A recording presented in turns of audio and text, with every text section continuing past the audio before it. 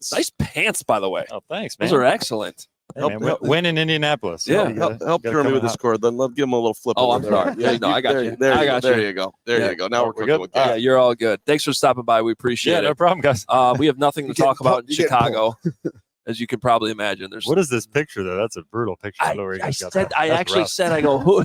I mean, that's rough. I go, who picked that picture? Yeah, that's okay. But you know what? You're still way better dressed than any of us ever are. So.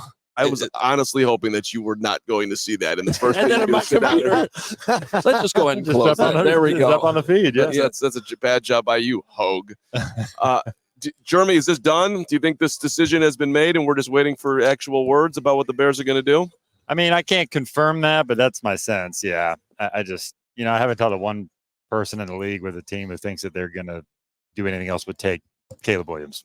Or maybe it's another quarterback, but that it would be a quarterback of one. Yeah, that's to me like the only gray area that's still the part that does seem like it's pretty much done and we're kind of just waiting for is the Justin Fields getting traded part. I mean, that part. And then it's like, okay, I think we all think it probably will be Caleb Williams, but maybe that's the part that's still sort of up in the air because the Bears are going to do their due diligence, meet with all these quarterbacks, go to their pro days, have dinners with all them and all that.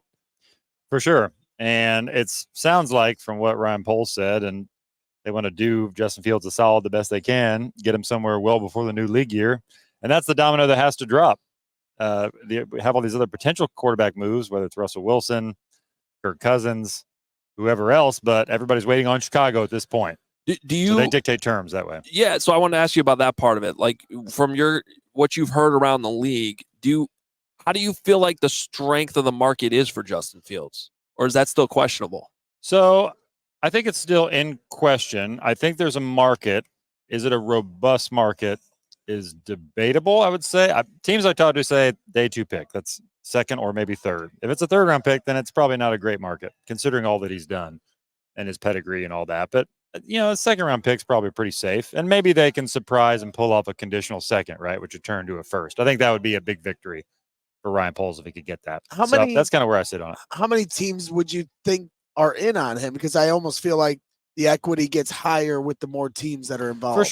For sure. And it just depends on whether – I assume they've gotten an offer. I don't know if they've gotten a hard offer yet, because they were probably talking to the Senior Bowl and teams are feeling them out. And I'm sure there's interest, no doubt. I don't know yet what the offers are, how they've come in. But you look at the usual suspects – if it's Atlanta, that one's interesting because Zach Robinson, the OC there, comes from the Rams system with Raheem Morris. That's passing rhythm and timing. That's not a fit. I'm not saying Fields can't do that, but it's, you probably want him to go somewhere with steady running game with a play action where, he can be multidimensional, which I think Pittsburgh would be that with Arthur Smith. He could do that. But the sense I get is that they might just run it back with Kenny Pickett and Mason Rudolph. Now, maybe I'm wrong, but then you got Russell Wilson in the mix somewhere. I don't think Fields is going to Vegas. I just don't. I don't know if it's going to be a Luke Getsy reunion. I just don't see that. I just want you to repeat what you said to this guy yesterday, because when I brought that up, that Kenny Pickett is that the Steelers have said, Rick, that they like Kenny, that Mike Tomlin's saying this, and you were doubting me. Everybody's saying the right things, but right. Jeremy knows there's a lot of what these coaches and GMs are saying publicly this time of year is not always how they really feel. Well, they have to decide, is Kenny Pickett's one bad season worth just cutting the cord completely? And I think that's where they're at. And, I think they're betting on him being better. So, but they're also looking at all their options too. Maybe they'll commit here in the next couple of weeks to something else. Well, part of what's interesting to me about however this market for Justin Fields comes together here, and it may come together quickly. I mean, it does seem like Ryan Poles would prefer to make this deal sooner than later if he's doing it. But the quarterbacks in general this year that might be available, doesn't seem like a whole lot of them. So where do you? I mean, I know I'm asking you kind of a tough question. You might know not the exact answer, but what sense do you get of where Justin Fields would fall into the pecking order of like Russell Wilson being available or Baker Mayfield? It seems like he's probably going to stay in Tampa, or the Kirk Cousins thing getting resolved. I'm trying to figure out where Justin stands in all that. I would probably put him second. You got Cousins, Fields, Wilson. Okay. I'm trying to think if I'm missing somebody. I'm excluding Mayfield because I think he'll work somehow with Tampa. Yeah. He has the most value to Tampa and vice versa. I don't think he'll go sign with New England, for example. So you take that. Cousins is far and away the one in this scenario. If he's free, gonna be a ton of interest. And the teams we just talked about, like Atlanta or Vegas or whoever else, they're going to try to get him. And then after that, Fields has value because he's tradable. Like, he is a tradable asset that will get a pretty good pick at the end of the day. Where, Russell Wilson, if he was in the same scenario, he wouldn't at this stage. So I put him second. Okay. Do you see Denver as a potential landing spot for Justin? Ooh, no. You almost what was the ooh part? Because they don't have a ton of dough. Justin's cheap. Who do you think? Drew Lock's terrible. He's not really cheap though, because you got to commit to the option, the 5th-year option. Well, you got to decide that. Maybe you could decline. You could decline. I don't know. I go back to that Rams discussion. Sean Payton, he wants predictability, rhythm and timing, passing. That's what he wants. And that Jarrett Stidham can do that. They can draft somebody to do that. I don't know. I just don't see it. From the Bears' standpoint, is there any logic to the idea that they'd prefer to trade him to the AFC and not a team like the Falcons or Seahawks or somebody that's within their conference? Definitely not in division, but I think they'd be open to an NFC team if the dollar amount is right or the compensation is right. I think with these young GMs, that's it. If you can get a good pick, you're willing to deal with the conference issue. That's sort of old hat, I think, at this point. What was your read on how the Bears coaching searches went? A lot of people thought the people weren't going to want to come to Chicago. Matt Eberflus might not make it through year 3, yet it turned out that it seemed like people did want to come here. Yeah, and then it did seem that way. You're right. And then you go rewind back to, I don't know, let's go late in the year. Did you think that it was going to turn out this way, where Flus was going to get another opportunity to be the Bears coach for year 3? Well, it was trending that way the last few weeks of the season, I would say. It was real tenuous. But the way they turned things around was enough to convince, Kevin Warren and the McCaskies that it was the right thing to do. And that they feel like they're going to be really good next year. I think that's the sentiment, even with a rookie quarterback. But you got a lot of other things in place. And, yeah, it was interesting with the OC search because that was a coveted job, I think, largely because of Caleb Williams. I really do. That's why I don't think he's on that quote generational track of like the short list, which is Andrew Luck, Trevor Lawrence, Peyton Manning, like the names you've heard. But if you rank in the top 20 quarterback prospects of the last 15 to 20 years, he's probably pretty high. I think he's in the top 10. So like, it's a good opportunity. And that's why, that's why Cliff Kingsbury, who's accomplished, went to Washington, because you get the second pick. He must really like Drake May or Jaden Daniels or one of those guys, So those are the options in play. And it's attractive to go be able to play with that type of quarterback, even if, Matt Eberflus is going into the 3rd year where you have to win a little bit, I assume. It's going to be make it or break it for him. Cliff Kingsbury gets, pulled to Washington. A lot of people say Magic Johnson was heavily involved in that. He's a big shooter, like the way he, ran the Lakers. He's going big game hunting. What kind of offer do you think they'd be prepared to try to move up to 1 to get the hometown kid in Caleb Williams? I don't know. I mean, I go back to Ryan Poles. He loves getting value in draft picks. Yep, maybe he would entertain that if he loves one of the other 2 QBs. But I don't know. I'd have to look at my chart. I don't know what the draft chart is.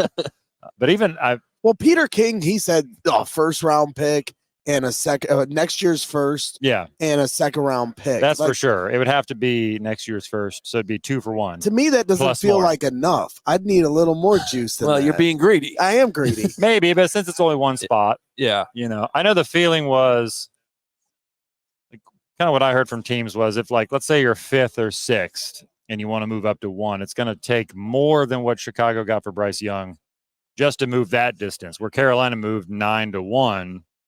And gave up what they gave up. Where this would have to be more for being even closer to 1, if that makes sense. So sort of a sliding scale.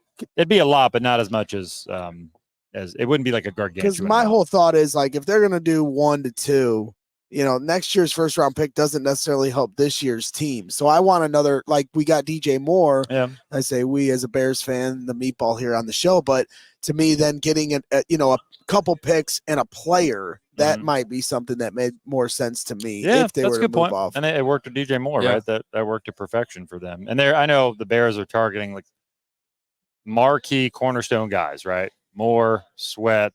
Can they get one more? Jalen Johnson's that. Can they get one more guy like that at some position, whether it's offensive line, interior offensive line or defensive line, just something that, where you have a cornerstone veteran to help these young guys win. Do you talk to people who have Caleb and May close, or is it more there's a big separation between the two? Some are close, but I'd say it's most people I talk to believe there's a separation. That Caleb's in his own class. Yeah, just because of all that he can do. He's got special traits. Last thing I have for you, your colleague Pete Thamel, big story this morning, talking to Caleb Williams. Any takeaways that you had from that? I thought it was timely. I thought it was good of him to come out and speak, because there's a lot of noise out there about his intentions, about his dad's intentions. There's a lot. I mean, there are a lot of whispers. I'll put it that way. So it was good for him to come out and just bring some clarity and to bring some common sense, I guess. He sounds like a pretty common sense, practical guy, reasonable guy. And I thought that came across. So that was really pretty important for him, I thought. It's very interesting how different, like when Caleb actually does come out and talk, he seems very focused on football and all this other noise with his dad and everything. It really just seems like sometimes he's not even really fully in touch with everything that's going on. I think it's probably a good thing overall, but it's a fascinating, this isn't a normal quarterback prospect coming out by any means.